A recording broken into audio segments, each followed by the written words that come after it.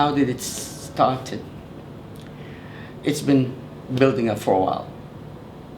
It's been building up that finally the bubble exploded.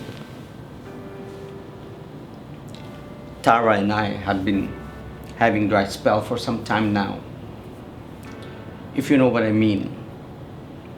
And while it was very frustrating due to the frequency of this, I tried my best to be understanding. I acknowledge just she's nursing for the last 8 months for our daughter. Then she's got her job. That takes a lot of her time. But I can't help shake the feeling that I come third to her.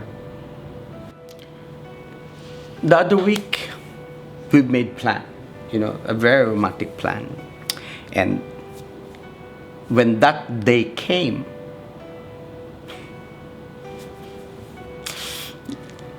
I was genuinely over the moon, I was very happy. But when that finally day came, what happened? How did it go? You've been having this for some time. You're the man, and we're gonna make sure that she's gonna fall in love with you. I prepared for this for so long. And we make sure that she's gonna love you. And hey, love! Wow! Setting the mood for tonight. Just a bit. Welcome home. We've been waiting for you. We? You silly. Big Frank, better hang on in there. I'll just check on Tessie. Oh, again. But the nanny just put her to sleep less than an hour ago. I know, but she informed me that Tessie had not been fed the whole evening. It's not gonna take a moment, okay? Okay.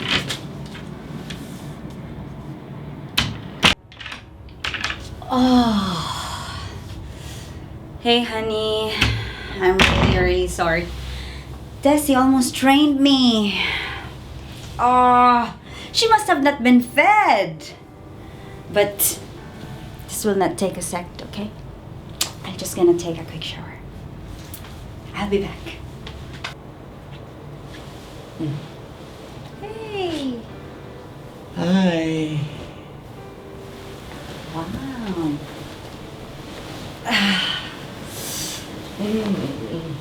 Nice, easy. Can you stop please the foreplay? And can we just... I've been waiting this for so long. And you're gonna tell me this. Why? Why do you always do this? Where are you going? Where would I go? Do something, find something. Hey, Francis! You're still there. Yeah. You didn't leave yet? Why? What's wrong? Hey, I'm sorry about last night.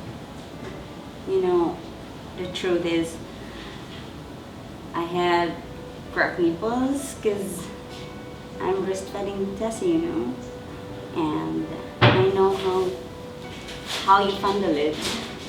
Why didn't you explain this? You didn't communicate what you were feeling. I'm just feeling discomfort and didn't. I'm no mind reader, Tara. I'm no mind reader. I'm sorry, okay? I'll do better next time. But would you have seen it any more than a mere excuse if I had told you about it? I'm sorry, okay? I'll do better next time. Tara, that's beside the point. If you were going to understand each other and thrive, we need to be able to communicate better than this. That aside, what about our next appointment? I'm sure that wasn't something about Tessie again. No, it wasn't. Okay. Hey, honey, I'm home. And guess what? I got something for us tonight. Hey, honey.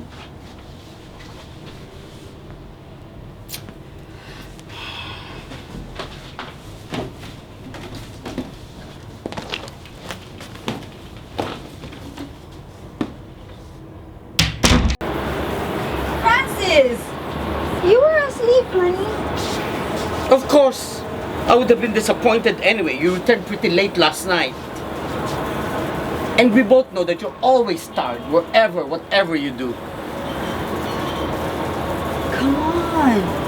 Yes, I called you that afternoon to tell you that I would be going home late. But I also assured you that our plan was still on, right? I even made sure to get home earlier than the time I told you. Well, I was disappointed to see that you didn't even wait up. Moreover, I never mentioned that my lateness was work related. In fact, I left work early, honey, and went to shop for some kinky bedroom wares to spice up in bed. Hey,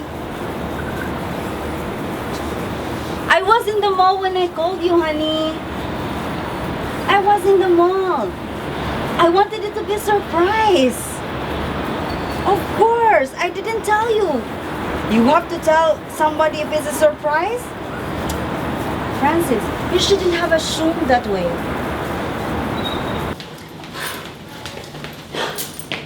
What's this? My gosh, what are you doing? Francis, please. You don't need all this. I don't need it too.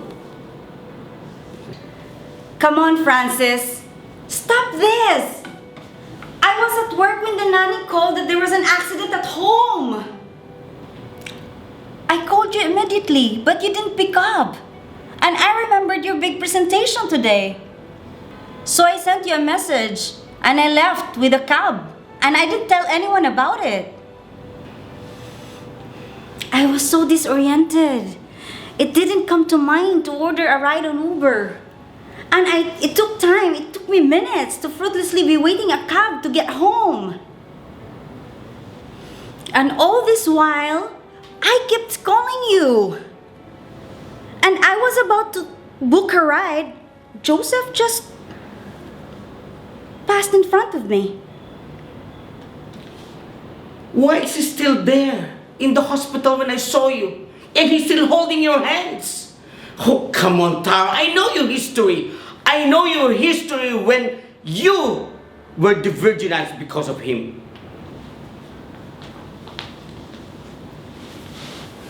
And I told him about our Tessie. And he offered me a ride and I accepted. God knows I will always do the same thing just to get to my little girl. Francis, please don't use my past against me.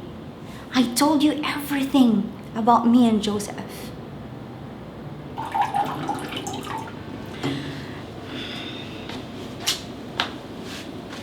You know how hurt I was during the breakup, right? I shared you the story.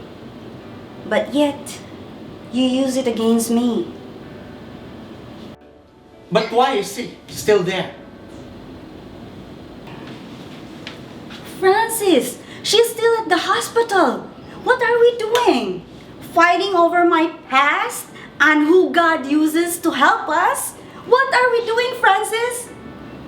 My father's favorite Bible passage is found in Solomon chapter 2 verse 15. He would always ring the passage in our ears on how we should be grateful of small vices or little foxes, as he called them. He always said that these little foxes, these small faults, can ruin a fruitful relationship or a vine full of grapes if one isn't careful. Tara and I always attend Christian marriages program, and we always take pride in the fact that we don't fall prey to many big issues. Issues that often destroy and overlook marriages. But now, I see that I have overlooked some little foxes, or being assumptuous, jealous, and dwelling on the past. And this caused heated moments in my marriage, making me lose sight of what a beautiful home I have, of how I am blessed to have an incredible woman as my wife and a lovely daughter who I am grateful for.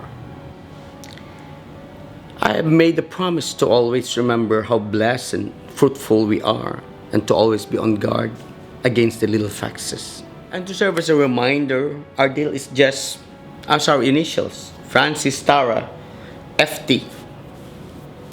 Forever Together.